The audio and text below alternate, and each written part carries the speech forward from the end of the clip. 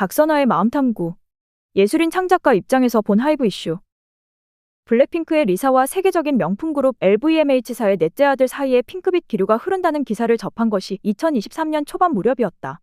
이후 데이트로 추정되는 모습이 자주 발견되다가 최근 프레데릭 아르노가 CEO로 있는 시계 브랜드 행사에서 나란히 공식 일정을 소화하는 모습을 보이며 연인 관계임이 확실시되고 있다. 프레데릭의 아버지인 베르나르 아르노는 이름만 들어도 휘황찬란한 수많은 명품 기업들을 자회사로 거느린 명실공히 세계 최고 럭셔리 제국 LVMH의 수장이다. 한국인의 국민 가방이라 할 만한 루이비통을 비롯해 셀린느, 디오르, 펜디, 마크 제이콥스, 최근 유행했던 올드머니 룩, 즉 튀기 싫어하는 전통적 부자들이 선호하는 로고 없이 멋스런 로로피아나 외의 패션 브랜드들, 티파니, 쇼메, 불가리 외의 주얼리 시계 브랜드들, 모에샹동이나 헤네시 같은 주류 브랜드들까지 모두 같은 그룹 소유다. 하지만 이렇게 대단한 브랜드들을 이끄는 세계적 기업의 대표이자 대부호인 베르나르 아르노를 아는 사람들은 그다지 많지 않다. 그와 비슷한 세계를 살아가는 집단이나 셀럽계의 동향에도 관심 있는 이들은 알겠지만 보통의 일상을 살아가는 사람들이 명품을 좋아하는 이유는 경영자가 아니라 디자이너의 명성과 가치 때문이라서다. 명품 소비액 세계 1위를 유지하고 있는 대한민국의 명품 애호가들도 마찬가지다. 그들이 동경하는 이름은 샤넬이나 칼 라거펠트, 비비안 웨스트우드나 톰 브라운, 이세이 미야케나 마틴 마르지엘라이지, CEO의 이름이 아니다. 나의 경우에도 명품을 소유한 사람들보다는 이를 창조한 디자이너들에게 관심과 애정을 갖고 있다. 한정된 자원으로 값비싼 상품들을 소비하는 것은 삶의 가성비가 매우 떨어지는 일이라 구매는 안 하지만 명품이 보여주는 아름다움과 재기발랄함은 늘 흥미롭고 감탄스럽기 때문이다. 최고의 상상력과 최극의 디테일, 최상의 장인들 손길이 만나 탄생한 상품들은 때로 예술작품에 가깝다. 지식인들이 누리는 예술품들은 위대하고 부자들이 누리는 명품은 속물적이라는 인식 또한 편견이라고 느낀다. 상품이나 작품이 문제가 아니라 돈과 지식을 과시하는 행위가 무의미할 뿐이다. 20대 무렵 이국적이고 아름다운 창틀로 쏟아져 들어오는 은은한 빗무늬 속에서 남녀가 사랑을 나누는 영화를 보다가 다소 뜬금없는 생각을 했었다. 앞으로 내 인생에서 저토록 멋진 건축물을 만드는 일과 저런 집에서 사는 일 중에서 하나만 택하라고 한다면 나는 아마도 큰 고민 없이 건축물을 짓는 일에 더 매혹될 것 같다는 생각이었다. 소유보다 창작에 더 큰 매력을 느낀다는 것인데 살아가면서 그 이상으로 지식과 소통도 사랑하는 인간이라는 것을 깨닫게 되며 조금은 다른 삶을 살아가고 있다. 하지만 창조적인 직업의 회의를 느낀 또 다른 이유 중 하나는 대한민국이 예술가나 창작자들이 살아가기엔 지나치게 관료적이고 심각하게 자본주의적인 나라라는 것을 깨닫게 되었기 때문이다. 오로지 성적 서열이주의 사회에서 성장한 이들 상당수는 비범한 예술적 재능과 평범한 재능을 구분하지 못한다. 이와 관련된 판단 기준 또한 그저 학력이나 성별, 정치적 이념이나 연고, 금력이나 권력의 유무 여부다.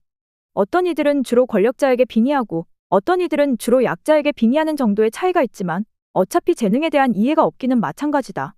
실력과 수준을 보는 눈이 없다 보니 국민 세금으로 운영하는 공공의 제작물 작업도 이권 관계자나 연고자들에게 맡겨 허접하고 흉물스러운 결과물들이 전국 곳곳에 널려 있는데도 심각성을 모른다. 작년 엑스포 유치를 준비한 정부의 PT 제작물이나 포스터를 보고 많은 이들이 경악했었다. 2023년도에 1980년대 수준의 수치스러운 제작물들이 국가 간 경쟁의 공간에 등장한 이유가 무엇인지를 아는 사람들은 다 알고 모르는 사람들은 통 모른다. 최근 이슈가 되고 있는 하이브와 어도어 간의 문제를 평가하는 시각에서도 이러한 현상들은 상당 부분 드러난다. 각 대표의 인격이나 사건의 전모에 대한 문제는 시간이 지나야 밝혀질 것이라 언급하고 싶지 않고 관심사도 아니다. 다만 민희진 씨의 재능이 뭐가 그리 대단하냐거나 누구를 시켜도 그 정도는 하는데 분수를 모른다거나 하이브의 자본 투자에 훨씬 많은 가치를 두는 모습들을 보며 한숨이 나왔다. 개인 감정과 중요한 사실을 분별하지 못하기 때문이다. 좋은 영화를 만드는데 제작자나 투자자의 안목과 자원은 대단히 중요하다. 하지만 사람들이 명작으로 기억하는 작품들은 감독과 배우들의 능력에 의해 결정되는 부분이 훨씬 크다. 연극이나 음악, 무용 같은 공연예술이나 출판 등도 다 마찬가지다. 우리가 영화를 선택하는 이유는 하비 웨인스타인이나 제리 브루카이머 같은 헐리우드 제작자 때문이 아니라 크리스토퍼 놀란이나 봉준호라는 감독에 대한 신뢰 때문이고 티모시 샬라메나 전도연이라는 배우의 매력과 연기력 때문이다.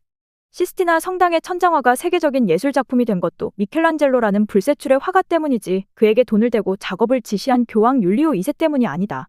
중세시대를 풍미한 메디치가의 공로는 치하에 마땅하지만 결국 기억되는 것은 예술가들과 작품이고 현대 미술시장을 이끌어가는 큰손들과 큐레이터의 역할도 중요하지만 주인공은 작가다. 사람들이 사랑하고 매료되는 모든 창작의 진짜 주체는 감독이나 연출가, 작가, 그리고 드라마와 공연을 이끌어가는 예술인들인 것이다. 한류를 이끌어가는 중요한 주체가 된 K-팝 분야도 마찬가지다. 시장과 인재를 발굴하고 투자하는 이들의 역할은 대단히 중요하지만 그 핵심 주역들은 창작자와 아티스트들이다. 뛰어난 예술이나 예능은 그저 돈과 시간을 많이 투자한다고 만들어지는 것이 아니라서다. 공부머리가 없는 사람에게 금수저부모가 아무리 투자해도 한계가 있듯이 타고난 재능과 끼를 가진 인재가 우선이다. 또한 그런 재능들이 안심하고 최상의 개성 있는 결과물을 만들 수 있도록 컨텐츠를 보호해줄 수 있는 시스템과 마인드 역시 중요하다. LVMH 계열의 자회사인 겐조의 디자이너가 루이비통 디자인을 비슷하게 베끼거나 쇼메와 태그 호이어의 스타일이 비슷해진다는 것을 상상할 수 없다. 저작권 이전의 창작자들의 자존심 문제고 기업의 지향성 문제라서다. 한데 이번 사태에 대해 많은 이들이 이 점을 간과한다. 같은 계열사인데 비슷한 것이 당연한 것 아니냐거나 그런 일로 각박하게 군다는 의견 같은 것들이다. 중국이나 일본의 걸그룹이 비슷한 행위를 했다면 그토록 관대할 것인지 궁금하다. 나는 안무 분야엔 재능이 없는 사람이라 뉴진스와 아일릿의 안무 차이를 판단할 능력은 부족하지만 이 분야의 전문가들이 민감해하는 문제라면 일단 귀 기울여 듣고 함부로 좋은 게 좋은 것이다라는 말을 하지는 않으려 노력한다. 그게 창작자들에 대한 예의라서다. 자신이 몸으로 낳은 자식에 대해서는 그토록 유일성을 강조하고 공정성을 외치면서 예술가들이 영혼을 기울여 낳은 창작물이라는 자식에 대해서는 그토록 무감하게 이기심이라 비난하는 모습들이 놀랍다. 자본주의 극단과 봉건주의 잔재가 동시에 작동하는 나라에서 예술가들을 여전히 광대나 기생, 쟁이 혹은 관료들의 하청인 정도로 바라보는 사람들이 많다. 작품 구매자나 스폰서, 심지어는 팬이라는 이유로 일상을 좌지우지하려는 이들의 이야기는 흔히 듣고 보는 갑질 소재고 평소엔 구름 위로 띄우다가 정치적 이슈엔 바람막이로 여론몰이하며 일어나는 연예인들의 비극도 이런 인식이 가져오는 현상이다. 수조 원의 재산을 소유한 해외 스타나 제작자들의 파워는 선망하고 SK와 이혼 소송을 하는 노소영 씨도 응원하지만 2024년 현재 세계 최고의 그룹 뉴진스를 만들어낸 천재적인 재능과 성실함을 가진 여성에게는 분수를 모른다고 그런 재주는 널렸다고 쉽게 말하는 것도 비슷한 시각이다. 해외 스타들의 인성이야말로 기도 안 차는 경우도 많고 사는 것이 딱해서 노소영 씨를 지지한 것도 아닐 텐데 우아할 여유조차 없는 한국의 창작자가 능력을 인정받는 것은 주제넘는 일이라는 것이다. 나는 아무리 재능이 뛰어나고 많은 자산을 투자했어도 그런 이유로 소수만이 천문학적 재산을 소유하게 되는 사회에 동의하지 않는다.